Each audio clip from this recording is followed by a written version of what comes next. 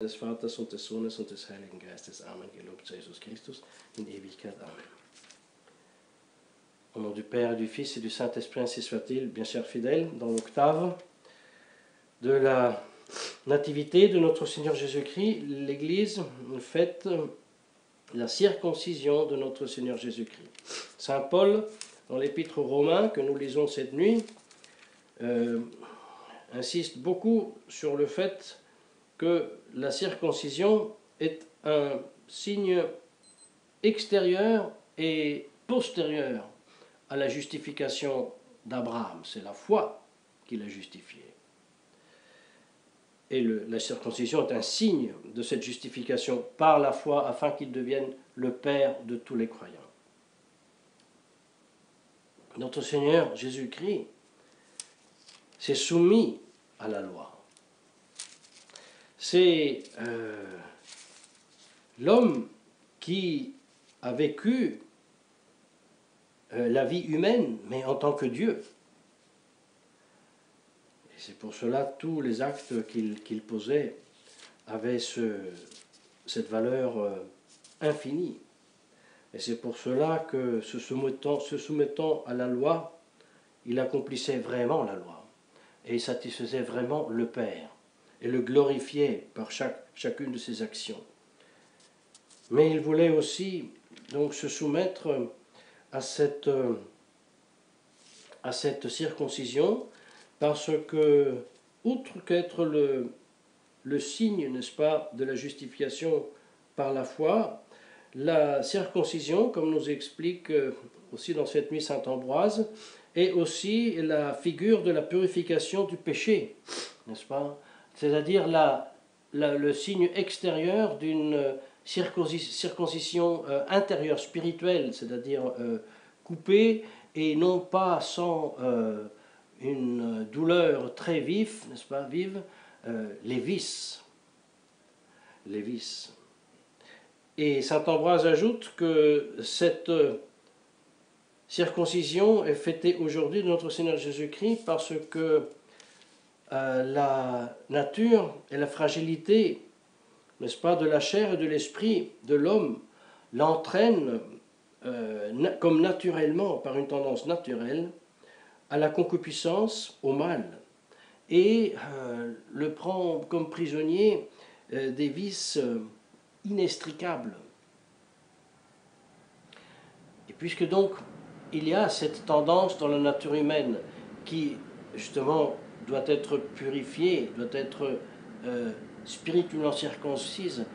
Pour cette raison, aujourd'hui, on fête la circoncision de notre Seigneur, parce que la circoncision de notre Seigneur, c'est justement la figure de la libération de ce mal auquel nous sommes comme naturellement inclinés. Et dans ce sens, dit saint Ambroise, le 8e jour de la circoncision est figure du temps de la résurrection et de notre future libération de toute faute. C'est-à-dire, nous fêtons dans l'octave de Noël comme une anticipation du mystère de la résurrection de notre Seigneur Jésus-Christ, de la Pâque. Et oui, parce que propter nos et propter nostram salutem descendit de celis et incarnatus est. Il s'est fait homme pour la rédemption. L'incarnation est ordonnée, nous le savons, à la rédemption, à la mort et la résurrection de notre Seigneur Jésus-Christ. Et cela nous est déjà mis devant les yeux dans la fête de l'octave, et même déjà dès le 2e jour, dès le 26 premier jour de l'octave, 26 décembre, déjà nous avons fêté le protomartyr Étienne, Thomas Becket, nous avons fêté les saints innocents. Tout cela, c'est le sang versé en et par notre Seigneur Jésus-Christ pour la gloire de Dieu et la justification et la plus grande gloire des âmes. Voilà le grand mystère que donc nous fêtons aujourd'hui. Et saint Ambroise continue par expliquer que cette loi que tout premier-né, n'est-ce pas, est consacré à Dieu, à son sens et son accomplissement en notre Seigneur Jésus-Christ. Il énonce des premiers-nés de l'ancienne loi qui étaient des grands pécheurs, et pour insister que tout cela a été fait uniquement pour notre Seigneur Jésus-Christ. C'est lui le premier-né par excellence, c'est lui le premier-né né de la Vierge. Et il conclut avec une très belle analogie, ma chère fidèle, qui nous est aussi de aide et de phare, de lumière dans ces temps que nous vivons de synagogue de Satan, qui veut même nous atteindre physiquement, n'est-ce pas, et nous changer même notre identité, disons, spécifique, humaine. Alors écoutons. Mais saint est celui que les préceptes de la loi divine représentaient, n'est-ce pas, dans la figure du mystère à venir. Et puisque lui seul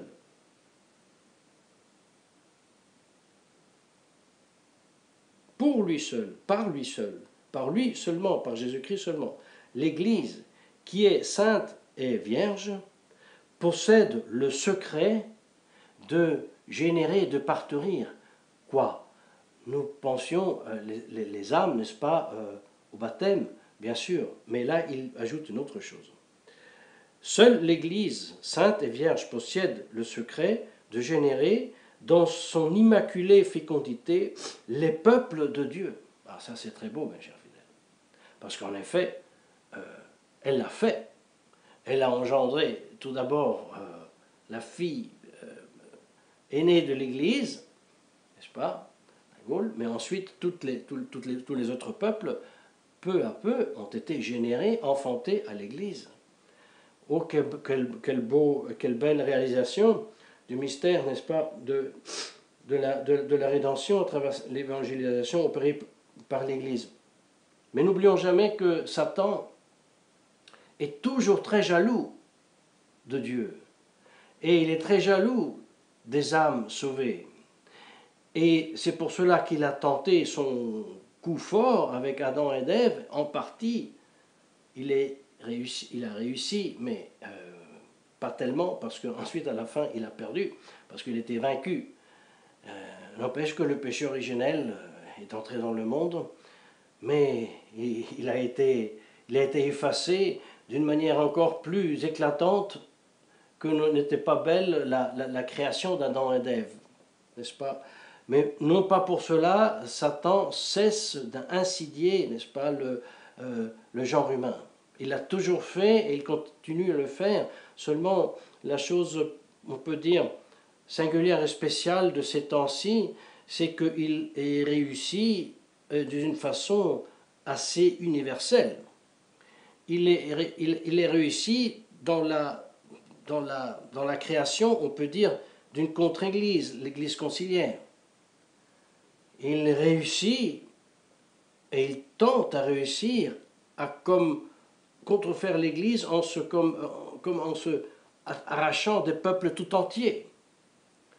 Et un de ces tentatives, chers fidèles, est certainement, et c'est un signe des temps, sa volonté, son tentative, n'est-ce pas, de signer les singuliers individus, de s'approprier des singuliers individus en leur imprimant justement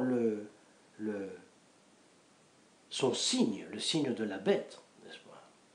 Ah oui, n'entrons pas dans les détails, mais certainement, ce qui est en train de se faire, cette tentative d'imprimer le signe de la bête dans les individus.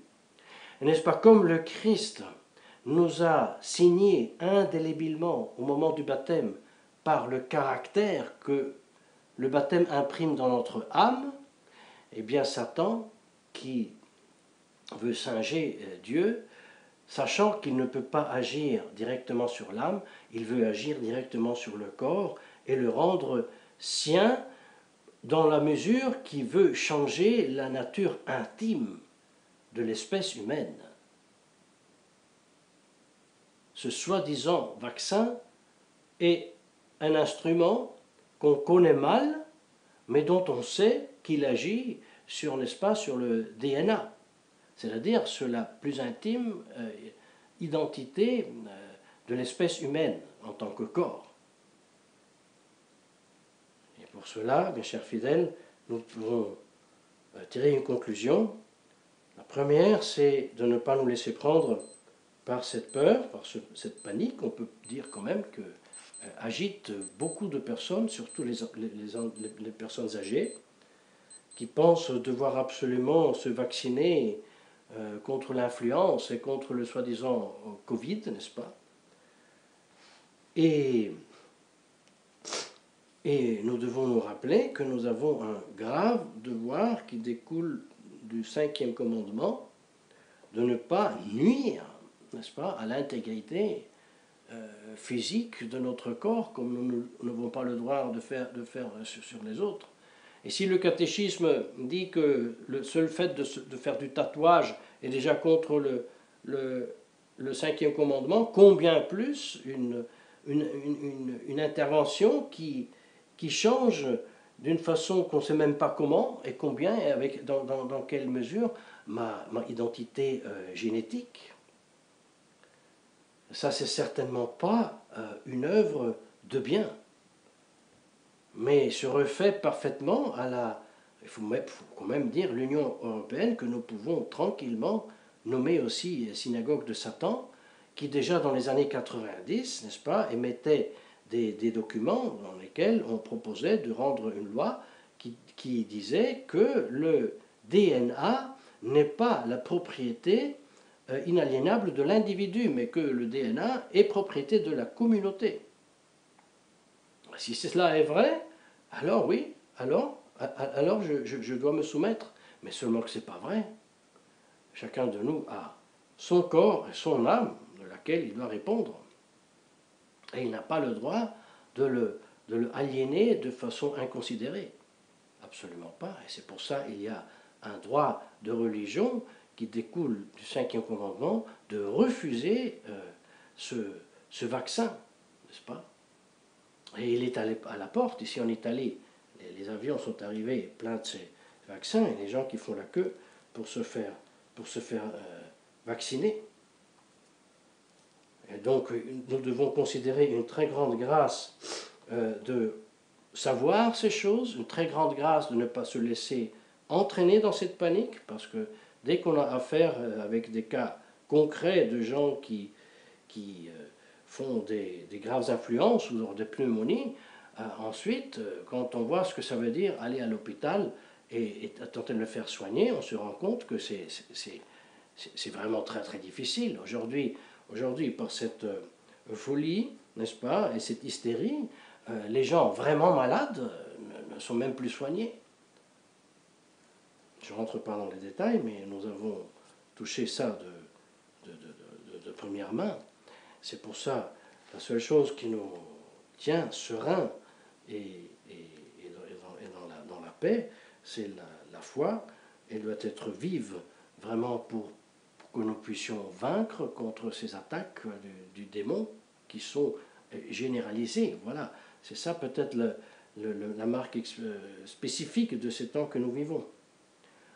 Alors que, justement, les mystères de la naissance, de la vie, de la mort de notre Seigneur Jésus-Christ et la continuation de ce mystère en nous à travers les sacrements puissent nous nourrir spirituellement au point que ce soit le vrai, disons, vaccin spirituel contre le virus du monde. Paradoxalement, le vrai virus, à ce moment, devient le vaccin et l'idéologie du Covid-19, beaucoup plus que le Covid-19 qu'on même pas encore connaît vraiment, et qui nous dit qu'il s'agisse de toute une autre sorte de maladie.